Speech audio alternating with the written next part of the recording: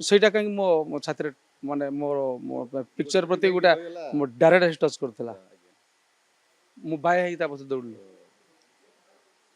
ବମ୍ବେ ପର୍ଯ୍ୟନ୍ତ ପଳେଇ ଯାଇଥିଲି କିନ୍ତୁ ଭାଗ୍ୟର ବିଡ଼ମ୍ବନା କୋଉଠି ଅଛି କିନ୍ତୁ ଅଭିନୟ ତ କରିବି ହୁଏତ ସେଠି ନହେଲେ ବି ଏଠି ମଞ୍ଚ ଆଉ ଏବେ ତ ଆପଣ ମାନଙ୍କର ଗୋଟେ ଫ୍ୟାସିଲିଟି ସେଇ ଚଳଚ୍ଚିତ୍ର ଭଳିଆ ଆପଣ ସୁଟିଂ ଯେତେବେଳେ ହେଇଯାଉଛି ଆପଣ ଚାଲୁଥିବା ଚିତ୍ର ଯାତ୍ରା ଦେଖୁଛନ୍ତି ତା ସହିତ ମଞ୍ଚରେ ଡାଇରେକ୍ଟ ଲାଇଭରେ କଳାକାରର ମଜା ଟିକେ ଅଲଗା ଥାଏ ଡାଇରେକ୍ଟ ମାନେ ଦର୍ଶକ ମାନଙ୍କ ପାଖରୁ କରତାଳି ପାଏ କିମ୍ବା ମାନେ ଗାଳି ପାଏ ହେଲା କି ଯାହା ହବ ସେ ସେଇଠୁ ସଂଶୋଧନ କରିବ ଥରୁଥିବ ଗୁଡାକ ପୁଣି ଫଟଫଟ ହେଇକି। ଲକ୍ଷ ଲକ୍ଷ ଯାତ୍ରା ଦର୍ଶକଙ୍କ ହୃଦୟରେ ସ୍ଥାନ ପାଇଥିବା ଆଉ ଜଣେ ମହାନ ହିରୋ ହେଉଛନ୍ତି ବିନୋଦ ନାଥ। ଦୀର୍ଘ ବର୍ଷର ଯାତ୍ରାର ଅଭିଜ୍ଞତା ତଥାପି ସେ କଣ୍ଟ୍ରୋଭର୍ସି ଠାରୁ ବହୁ ଦୂରରେ। ଆଉ ସବୁଠାରୁ ବଡ଼ କଥା ହେଉଛି ଯାତ୍ରାରେ ରହି ମଧ୍ୟ ସେ ତାଙ୍କ ସ୍ୱାସ୍ଥ୍ୟ ପ୍ରତି ସବୁବେଳେ ସଚେତନ ଥାଆନ୍ତି, ନିଜକୁ ଫିଟନେସ୍ କରିକି ସବୁବେଳେ ୟଙ୍ଗ ଆଉ ଏନର୍ଜେଟିକ୍ ଥାଆନ୍ତି। ଏହାର ରାଜ କ'ଣ ରହିଛି? ଆଉ ବଡ଼ କଥା ହେଉଛି ଯାତ୍ରା ଇନ୍ଦ୍ରଭୁବନରେ ସିଏ ବନ୍ଧା ପଡ଼ିଛନ୍ତି ନା ତାଙ୍କର ଏଇଠି ଯେଉଁ ପରିବେଶ ତାଙ୍କୁ ବାନ୍ଧିକି ରଖିଦେଇଛି ସେ ସମ୍ପର୍କରେ ଆଲୋଚନା କରିବା ପାଇଁ ମୋ ସହିତ ଅଛନ୍ତି ଯାତ୍ରା ଜଗତର ଚର୍ଚ୍ଚିତ ନାୟକ ବିନୋଦ ନାଥଙ୍କ ସହିତ ଅଧିକ ଆଲୋଚନା କରିବା। ଓଟିଭିକୁ ସ୍ୱାଗତ। ନମସ୍କାର। ଅନେକ ଅନେକ ଶୁଭେଚ୍ଛା। ପୁଣି ଇନ୍ଦ୍ରଭୁବନ ଆଖଡ଼ା ପୂଜା ହେଲା, ପୁଣି ଆପଣଙ୍କ କାନ୍ଧରେ ଇନ୍ଦ୍ରଭୁବନ ଚାଲିବ।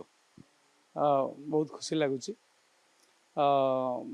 ତ ବହୁତ ଭଲ ଲାଗେ ଓଡ଼ିଶାର ଦର୍ଶକ ବେଳେବେଳେ ଚିନ୍ତା କରେ ହୃଦୟରେ ଥାଆନ୍ତି ସେମାନଙ୍କର ଭଲ ପାଇବା ଯାତ୍ରାକୁ ସେମାନଙ୍କର ଭଲ ପାଇବାଟା ସେଥିପାଇଁ ବହୁତ ବହୁତ ଧନ୍ୟବାଦ ମୋ ଦର୍ଶକ ବନ୍ଧୁମାନଙ୍କ ପାଇଁ।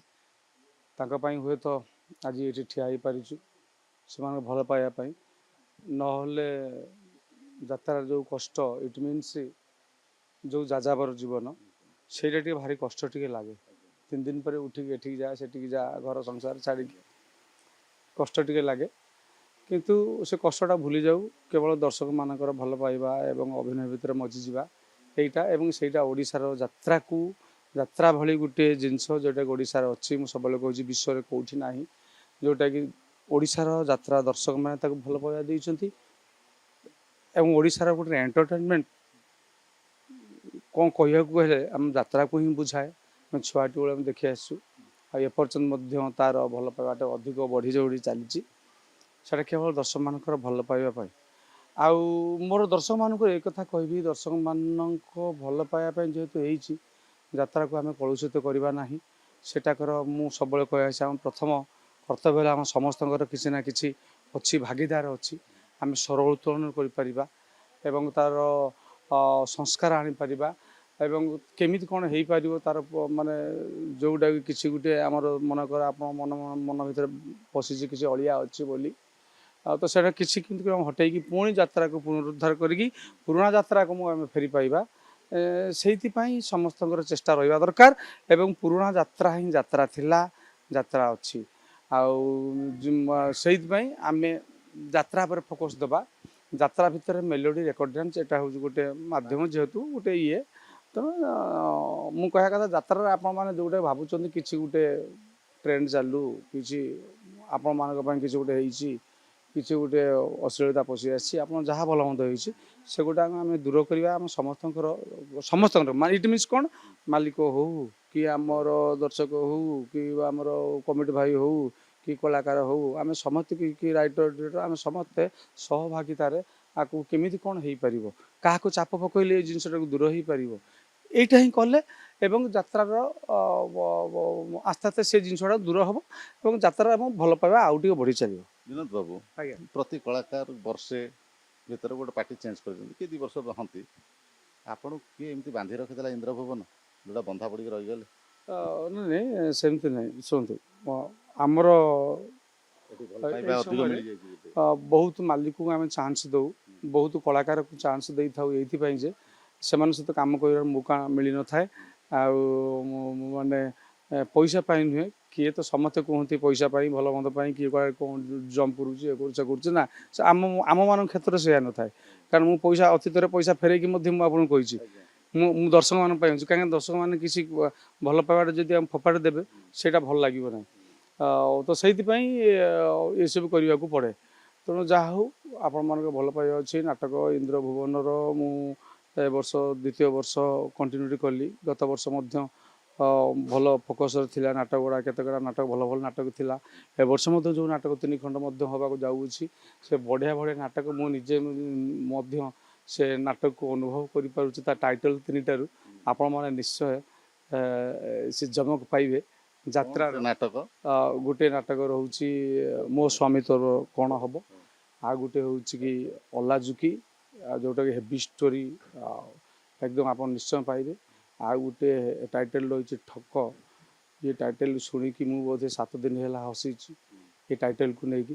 ସାର୍ କେମିତିଆ ବାଗେଇଥିବେ ସେଇଟା ନିଶ୍ଚୟ ଜଣା ପଡ଼ିଯାଉଛି କେବଳ ଏ ତିନିଟା ଯାକରେ ଆପଣଙ୍କୁ ଅଫ୍ ନାହିଁ? ନାଇଁ, ନୂଆ ନାଟକ ଅଛି। ତ 3 ଜଣ ନାଟକରେ ନିଶ୍ଚୟ ଆପଣ ଦେଖିବାକୁ ପାଇବେ ବୋଲି ମୋର ଆଶା। ଆଉ ତେଣୁ କ'ଣ ହେବ ଭବିଷ୍ୟତରେ ମୁଁ କହିପାରୁନାହିଁ, କିନ୍ତୁ ଯାହା ଜଣାପଡ଼ୁଛି 3 ଖଣ୍ଡ ନାଟକର ଷ୍ଟୋରିର ଦମ୍ ରହିବ। ଆଜ୍ଞା, ଏଇ ପାର୍ଟି ଏଇ ନାଟକକୁ ନେଇକି ଯୁଦ୍ଧ ଲଢ଼ିପାରିବେ? ନିଶ୍ଚୟ। ଖାଲି ଲଢ଼ିପାରିବନି, ମୁଁ ଆପଣଙ୍କୁ କହିଦେଉଛି। ଆପଣ ଯଦି ନାଟକ ଦେଖିବାକୁ ଆସିବେ, ଆଉ ଇନ୍ଦ୍ରଭୁବନ ନାଟକ ଦେଖିବେ, ଏଇ 3 ଖଣ୍ଡ ନୂଆ ନାଟକ ଆପଣ ଦେଖିବେ। ଆପଣଙ୍କୁ କହିଦେଉଛି, କାରଣ ଏଇ ନୂଆ ନାଟକ 3 ଖଣ୍ଡର ବହୁତ ଷ୍ଟୋରିର ଦମ୍ ରହିବ, ନାଟକୀୟତା ରହିବ, ଏବଂ ଆପଣଙ୍କର ନିଶ୍ଚୟ ପଇସା ଅସୁଲ ରହିବ। ଆଉ ଆମେ ଯାତ୍ରା କାହାଣୀ ଉପରେ ଫୋକସ୍ ଦେଇଛୁ, ଚରିତ୍ର ଉପରେ ଫୋକସ୍ ଦେଇଛୁ, ଏବଂ ଟାଇଟଲ୍ ମଧ୍ୟ 3ଟା ମସ୍ତ ହେଇଛି, ମୁଁ ଆପଣଙ୍କୁ କହୁଛି। ହଉ, ସେଟା ବି ଆଶା ରଖିବା। ଯେତେ ବୟସ ବଢ଼ୁଛି ଆପଣ ସେତେ କ'ଣ ସୁନ୍ଦର ହେଇଯାଉଛନ୍ତି, ଆହୁରି ଅଧିକ ସୁନ୍ଦର ହେଇଯାଉଛନ୍ତି। ତାର ସିକ୍ରେଟ୍ କ'ଣ? ମାନେ ଫିଟନେସ୍, ମାନେ ଜିମ୍ ଯିବା କିଛି ଅଛି କି? ନାଇଁ, ଜିମ୍ ଆମେ ରାତିରେ, ଫିଟନେସ୍ଟା ହେଉଛି ରାତିରେ ଯେଉଁ ନାଟକ ଆମର ମଞ୍ଚରେ ନାଟକ କରୁ, ସେଠି ଡ୍ୟାନ୍ସ ମିଳେ, ଫାଇଟିଂ ମିଳେ, ଦୌଡ଼ା ଧାପଡ଼ା ମିଳେ, କସରତ ମିଳେ, ମେଣ୍ଟାଲ ଆଉ ଫିଜିକାଲ, 2ଟା ଯାକ ଆମେ ଏକ୍ସରସାଇଜ ସେଇଠି ହୁଏ। ଆପଣ ଯୋଗ କୁହନ୍ତୁ, ଏକ୍ସରସାଇଜ କୁହନ୍ତୁ, କ'ଣ ଧ୍ୟାନ କୁହନ୍ତୁ, କି କିଏ ଚାଲିବା କୁହନ୍ତୁ, ସେଇଟା ହେଉଛି ବଡ଼ ଜିନିଷ। ଯେଉଁଟାକି ଭାଗ୍ୟରେ ଗୋଟିଏ ନୁହଁ 2ଟା ଡ୍ୟାନ୍ସ ମଧ୍ୟ ପଡ଼େ। ଗୋଟିଏ ଡ୍ୟାନ୍ସରେ ଆମର ସବୁ ଯାକ ଅଙ୍ଗ ଯାକ ସବୁ ହିଁ ସଞ୍ଚାଳିତ ହେଇଯାଇଥିବ। এইটা ହେଉଛି ବଡ଼ିର, ଏଇଟା ହେଉଛି ଫିଟନେସ୍। ଏବଂ ଆଉ ଗୋଟେ ବଡ଼ ଜିନିଷ ହେଲା ସନ୍ତୁଳିତ ଖାଦ୍ୟ। ମୁଁ ଆପଣଙ୍କୁ କହିଦେଲି ଯାତ୍ରାରେ ଆପଣ ସନ୍ତୁଳିତ ଖାଦ୍ୟ ପାଉଛନ୍ତି? ଛୁଆଟି ବେଳୁ ମୁଁ ଯାତ୍ରାରୁ ଏବେ ବି ମୁଁ ତା ଇଏଟାକୁ ବଜାୟ ରଖିଛି। ଛୁଆଟି ବେଳୁ ଫଳମୂଳ ଖାଇକି ମୁଁ ବଞ୍ଚିଛି ଆଜ୍ଞା, ଆଉ ଦେଶୀ ଜିନିଷ ଖାଇକି ବଞ୍ଚିଛି, ଆଉ ବହୁତ ଭଲ ପାଏ।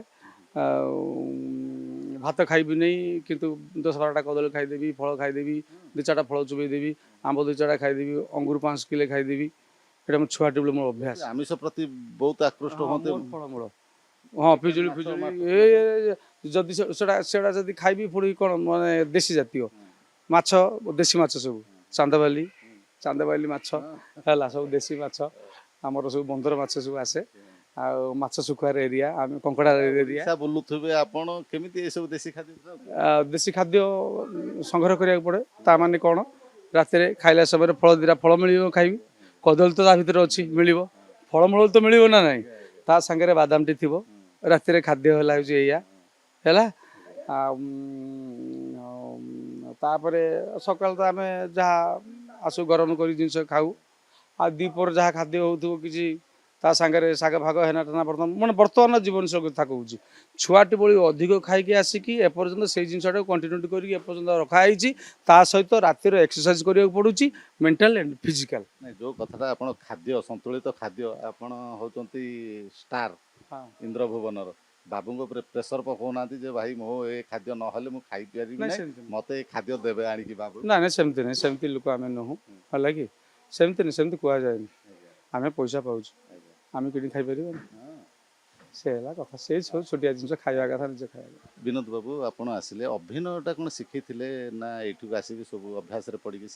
ନାଇଁ, ଅଭିନୟଟା ଆମେ ସେଠି ଶିଖିଥିଲୁ, ଜନକଲ୍ୟାଣ ପାଠାଗାର, 5ପଡ଼ା ଚାନ୍ଦବାଲି, ସେଠି ମୋର ପ୍ରଥମ ନାଟକ ହେଲା କି? ସେଠି ପ୍ରଥମ ନାଟକ ତ ସେଠୁ ପ୍ରଥମ ହିରୋ, ସେଠୁ ଗାଁ ଆଖଡ଼ାରେ ମୁଁ ଶିଖିଥିଲି। ସେଇଠୁ କଲେଜ କ୍ୟାରିୟର ଡ୍ରାମାଟିକ୍ ସେକ୍ରେଟାରୀ ଥିଲି କଣ୍ଟିନ୍ୟୁଅସଲି 4 ବର୍ଷ। ତାପରେ ସେଠୁ ଡ୍ରାମା କରିକି ସେଠୁ ବେଷ୍ଟ ଆକ୍ଟର ଏବଂ ଡ୍ରାମା ପ୍ରତି ଯେଉଁ ଆଗ୍ରହ ହେଲା ସେଠି ଗୀତ ନାଚ ଅଭିନୟ ମୋ କଲେଜ କ୍ୟାରିୟରରୁ 5 ବର୍ଷ ଯାକ ହିଁ ପୁରା ମଜ୍ଜିତ ହେଇକି ଥିଲି। ଏବେ 25 ବର୍ଷ ହେଇଗଲାଣି ଯାତ୍ରାରେ। ଯାତ୍ରାରେ 30 ବର୍ଷ ହେଇଯିବ। କ'ଣ ପାଇଲେ ଯାତ୍ରାରେ? ଯାତ୍ରାରୁ ଆଗରୁ ଯାତ୍ରାଟାକୁ ମୁଁ ଟିକେ ବହୁତ କଷ୍ଟ ମାନେ ଟିକେ ଦୂରରୁ ଦେଖିଥିଲି।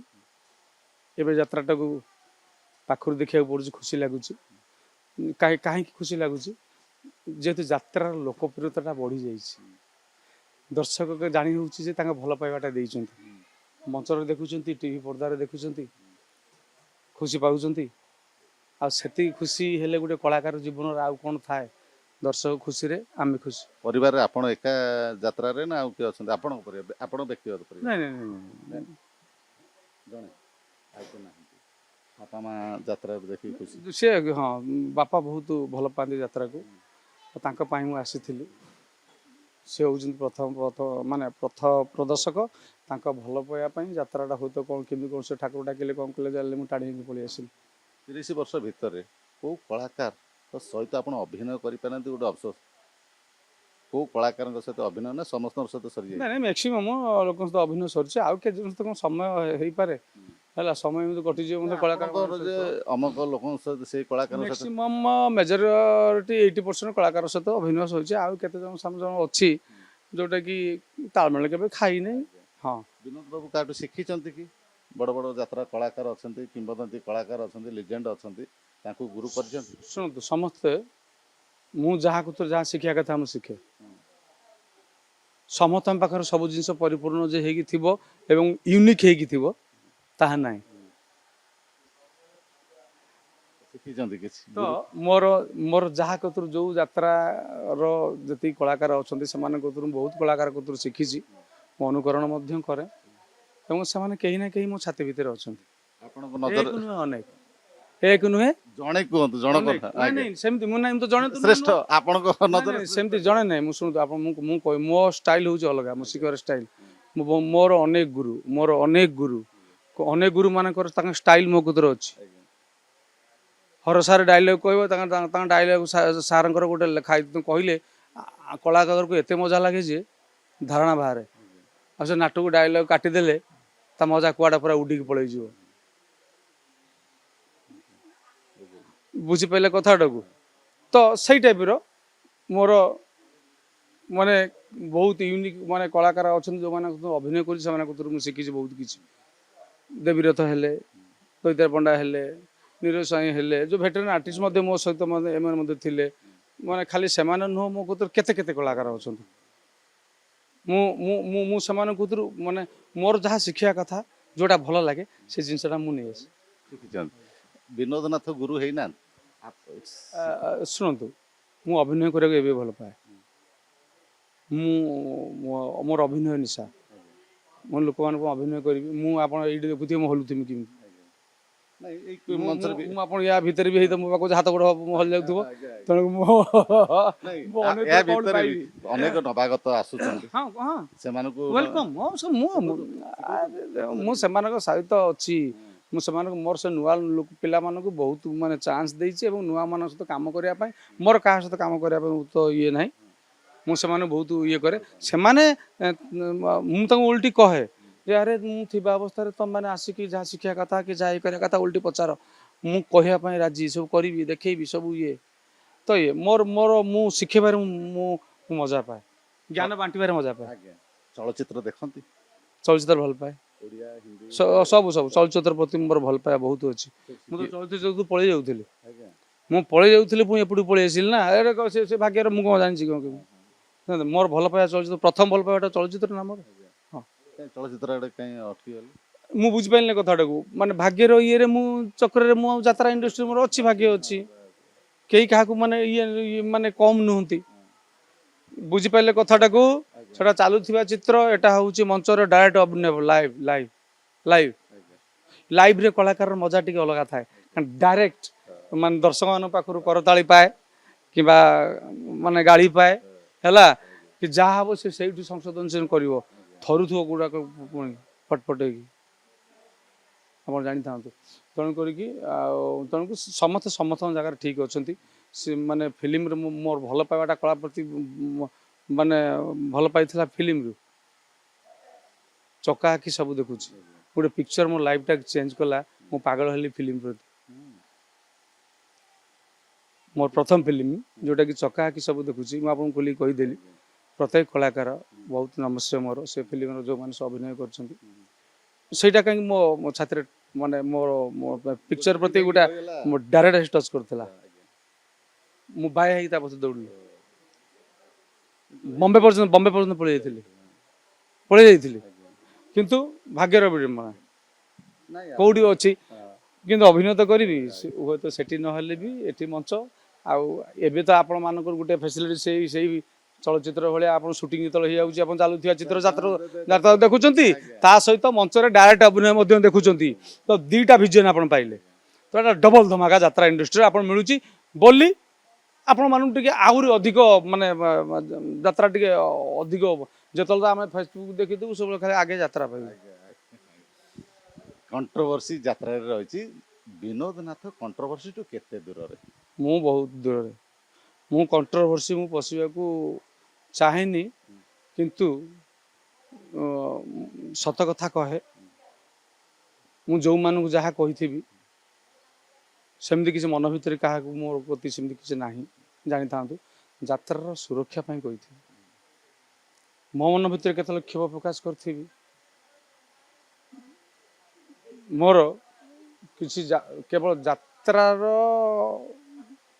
ବିପଦ ସମୟରେ ହଉ, ଯାତ୍ରା ବନ୍ଦ ସମୟରେ ମଧ୍ୟ ମୁଁ ଯାଇକି ଡାଇରେକ୍ଟ ବସିଥିଲି। ଯାତ୍ରା ବନ୍ଦ ହବ ମାନେ ସେତେବେଳେ ମଝିରେ ହେଇଥିଲା ଗୋଟେ ନା ଯାତ୍ରା ବନ୍ଦ ହେବା ପାଇଁ ଗୋଟେ ଚାଲିଥିଲା ଗୋଟେ ବର୍ଷର ଯାତ୍ରା ବନ୍ଦ ହବ ହେଇପାରିବନି। ତ ଏମିତି କ୍ଷେତ୍ରରେ ତ ଏବେ ଯାତ୍ରାର ସଂସ୍କାର କ୍ଷେତ୍ରରେ ଯାତ୍ରା କାହିଁକି ବର୍ତ୍ତମାନ ମୁଁ ଦେଖୁଛି ସେ ମାନେ ଇଏ ମାନେ ଯେମିତି କ୍ୟାନ୍ସର ହେଲା ଭଳିଆ ଅଲଗା ଜିନିଷ ଗୁଡ଼ା ସବୁ ବସିକି କ୍ୟାନ୍ସର ହେଲେ ଅଡ଼ୁଆ ହେଇଯିବ କଥାଟାକୁ। ସିଏ ଲୋକ ସିଏ ଯେଉଁ ଯାତ୍ରା ଯେଉଁ ବର୍ଗର ଲୋକମାନେ ଦେଖୁଥିଲେ ସିଏ ହୁଏତ ମଞ୍ଚକୁ ଆସିକି ବସିକି ଦେଖିବା ପାଇଁ ଡରିବେ।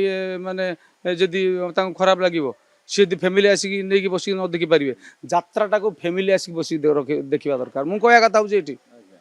ବିନୋଦ ବାବୁ, ରାଜ୍ୟ ସରକାର ଚଳଚ୍ଚିତ୍ରକୁ ପୁରସ୍କାର ଦେଉଛନ୍ତି, ଟେଲି ସିରିଏଲକୁ ପୁରସ୍କାର ଦେଉଛନ୍ତି, କିନ୍ତୁ ନାଟକ ପାଇଁ ନାଇଁ ଶୁଣନ୍ତୁ, ସେଇଟା ଗୋଟେ ଭଲ କଥା।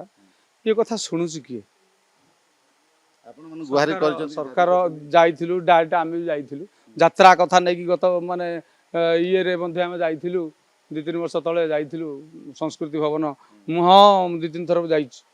ନିଜେ ଯାତ୍ରାକୁ ଅବହେଳିତ କହିକି ମାନେ ସେଟାକୁ ରାଜ୍ୟ ସରକାର ସେ ତାଙ୍କ ତରଫରୁ କିଛି କରନ୍ତୁ, କିଛି ଗୋଟେ କ'ଣ କରାଯାଉ, ହେଲେ କ'ଣ ଗୋଟେ ହବ, ଏମିତି କିଛି ଗୋଟେ ମନକୁ ଖାଲି ଆଶ୍ୱାସନା ଦେଇକି ଆଜି ଅଭିନୟ କରୁଛନ୍ତି। ବିନୋଦକୁ ସମସ୍ତେ ଚିହ୍ନୁଛନ୍ତି। କାଲି ଅଭିନୟରୁ ଯେତେବେଳେ ଓହରି ଯିବେ, ମଞ୍ଚରୁ ଓହ୍ଲେଇ ପଡ଼ିବେ, ଆଉ କିଛି ସରକାରଙ୍କ ତ ଖାତା ଖତିଆର ନାହିଁ ଯେ ବିନୋଦ କିଏ ଥିଲେ। ଶୁଣନ୍ତୁ, ପରିଚୟ ହଜିବ କେମିତି? ଆପଣ ମାନଙ୍କ ମନସ୍ଫଟରେ ଅଛି ପୁରା, ସୁଟିଂ ହେଇକି ନାଟକ ଅଛି ପୁରା, ଏଗୁଡ଼ାକ ହଜେଇ ପାରିବେନି। ମୁଁ ଆପଣଙ୍କୁ କହିଦେଲି ହେଲା। ନେତା ଅଭିନେତା ଇଏ ଦୁନିଆରେ ବେଶୀ ପରିଚିତ ଥାଆନ୍ତି। କାହିଁକି? ଲୋକ ଆଦୃତ ପରା। କୋଉଠି ଲିଭେଇବେ ଆପଣ? କେହି ଏଇ ଆଜିକାଲି ଛୋକରା ହେଇଛି ଜନ୍ମ ହଉଛନ୍ତି, ଛୁଆ ଟିଭି ଦେଖୁଛନ୍ତି, ଯାତ୍ରା ଦେଖୁଛନ୍ତି, ସେ ଚିନି ପକଉଛନ୍ତି। ଏଇ ତ ବୁଝିପାରିଲେ କି? ତ ସିଏ ପୁରୁଷ ମତେ ଗଠନ ହେଇଗଲେଣି ସେ ମନେ ରଖିବା ପାଇଁ। ତେଣୁ ସେମିତି କିଛି ନାହିଁ। ଲୋକମାନଙ୍କ ଭଲ ପାଇବା ଯୋଉଠି ଅଛି, ଦେଖନ୍ତୁ, ଗୋଟେ ସରକାରୀ ସ୍ୱୀକୃତି ସେଇଟା ବଡ଼ କଥା। ସେଇଟାକୁ ମାନେ କାହିଁକି ସରକାରକୁ ମୁଁ ମାନେ ରିକ୍ୱେଷ୍ଟ ବି କରିଛି ଟିଭି ମାଧ୍ୟମରେ ବି ତାଙ୍କର ଗୁହାରି। ଏବଂ ଏଇଟା ଗୋଟେ ଯାତ୍ରାର ଗୋଟେ ସଂସ୍କୃତି, ତାକୁ ଆପଣ କ'ଣ ସେନ୍ସର ଲଗେଇବେ ତ ଲଗାନ୍ତୁ, ସେନ୍ସର ଲଗେଇବେ ତ କ'ଣ ଲଗାନ୍ତୁ। ଯାତ୍ରାକୁ କାହିଁକି ଆପଣ ନେଇପାରୁନାହାନ୍ତି? କାହା ମାନେ ମୁଁ କିଛି ବୁଝିପାରୁନି କାହିଁକି ଯାତ୍ରାଟା ସଂସ୍କୃତି ଓଡ଼ିଶା ସରକାର ତାକୁ ଗୋଟେ ସ୍ୱତନ୍ତ୍ର ମାନ୍ୟତା ଦେଇପାରୁନାହିଁ କି ତାର ଥଇଥାନ ବ୍ୟବସ୍ଥା କରିପାରୁନାହିଁ। ଯେ କ'ଣ ପାଇଁ? ଯେ ଆପଣ ତ କହିବେ ତ ହବ।